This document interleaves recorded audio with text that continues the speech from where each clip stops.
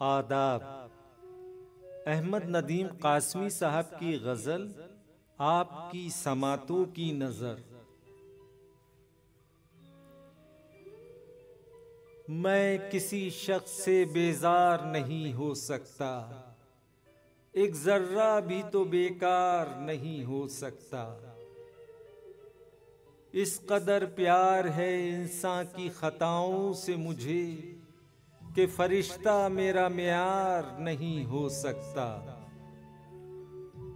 ऐ खुदा, ये जहन्नुम का तमाशा क्या है, तेरा शहकार तो फिलनार नहीं हो सकता। ऐ हकीकत को फकत ख्वाब समझने वाले, तू कभी साहिबे असरार नहीं हो सकता।